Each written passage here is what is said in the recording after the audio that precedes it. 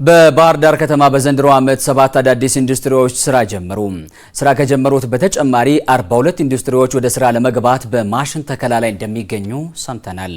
ፋና ቴሌቪዥን መረጃውን የሰማው የአምራች ኢንዱስትሪ ብሔራዊ አማካሪ ኮሚቴ በከተማዋ የሚገኙ አምራች ኢንዱስትሪዎች የስራ እንቅስቃሴን ዛሬ ሲጎበኝ ነው።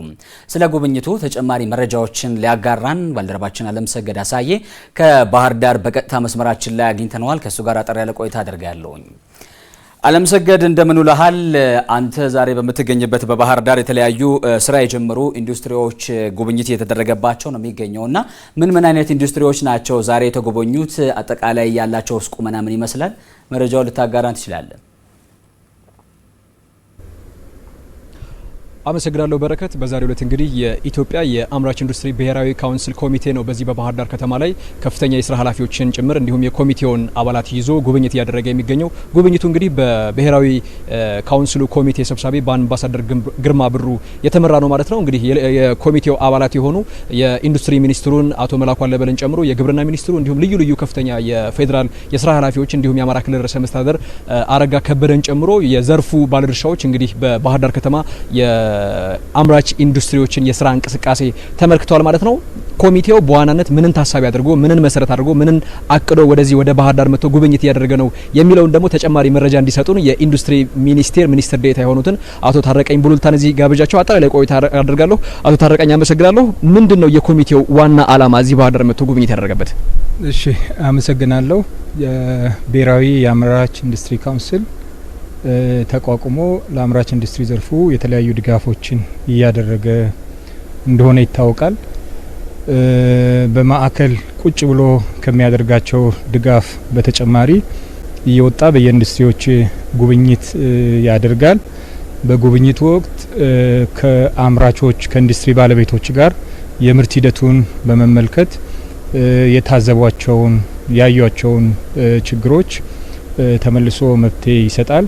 በዛሬው ቀንም በባህር ዳር ከተማና ዙሪያው የአምራች ኢንዱስትሪዎችን ምልከታ እያደረገ ነው ካውንስሉ። ይሄ ካውንስሉ በዋናነት የአምራች ኢንዱስትሪ ዘርፉን የምርታማነትን የማሻሻል ነው የሚገጥማቸውን ችግሮች በባለድርሻ ቅንጅት ነው የሚፈታው።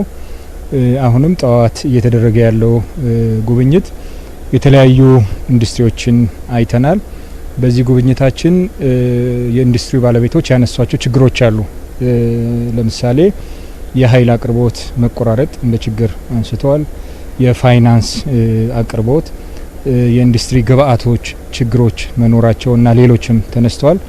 እነዚህ ችግሮችን በቀጣይ እየተከታተልን በመፍታት የአምራች ኢንዱስትሪ ምርታማነትን ማሻሻልን ማዕከል ያደረገ የካውንስል ጉብኝት ነው።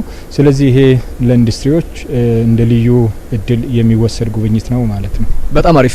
ምናልባት እንደው ኮሚቴው አባላቶች በርከት ያሉ ናቸውና ዘርፎች ደግሞ አላቸው። ምክንያቱም የአምራች ኢንዱስትሪው የተለያዩ ግብአቶችንም እንዲሁም የአቅርቦት ሰንሰለቶችንም ያሉት ከመሆኑ ጋር ተያይዞ ምን ይወስዳል? ምክንያቱም የተለያዩ ሀሳቦች ሲነሱ ስለነበረ ከመብራትም ከአቅርቦትም ከልዩ ልዩ ዘርፎች አንጻርና ኮሚቴው ምን ወሰደ? ምን አየ?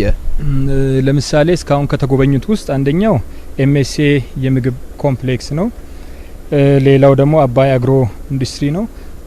እነዚህ ለምሳሌ ካውንስሉ አባል የግብርና ሚኒስተሩ አለበት። በተለይ ከግብአት አቅርቦት አኳያ ችግሮች ተነስተዋል። ግብአትን አንዳንዶቹ ከአርሶ አደሩ ጋር ቀጥተኛ የኮሜርሻል የሆነ ግንኙነት አድርገው ነው የሚቀርብላቸው። አንዳንዶቹ ደግሞ በሌላ አካል ነው የሚቀርብላቸው። ስለዚህ ይሄን ግብአት እንዴት ይፈታል የሚለው የግብርና ሚኒስትሩ እና የሱ ቲም ወስደው ይፈቱታል ማለት ነው። ሌላው ደግሞ ለምሳሌ ከብረታ ብረት ጋር ተነስቶ የፋይናንስ ችግሮች እንዳሉባቸው ተነስቷል። ስለዚህ ፋይናንስን የሚወክሉ የልማት ባንክና የንግድ ባንክ ኃላፊዎች አሉ። ስለዚህ ይሄን የፋይናንስ ችግር ወስደው ይፈታሉ። ከዛ ውጪ የኃይል አቅርቦትና መቆራረጥን በተመለከተ የመብራትን በሚመለከት የባለድርሻ አካላት ከፌዴራል ከኛ ጋር አሉ። በፌዴራል ደረጃ መፈታት ያለባቸው ችግሮች የፌዴራል ተቋማት የስራ ኃላፊዎች ወስደን ከሚመለከተው ተቋማት ጋር እንዲፈታ እናደርጋለን ማለት ነው። ከዛ ውጪ በክልልና በባህር ዳር ከተማ መስተዳደር መፈታት ያለባቸው ችግሮች ይኖራሉ። ለምሳሌ የመሬት አቅርቦት ከመስፋፋያ ጋር የተያያዘ ይሄ ችግር ደግሞ በአማራ ክልላዊ መስተዳደርና በባህር ዳር ከተማ መስተዳደር የሚፈታ ይሆናል ማለት ነው።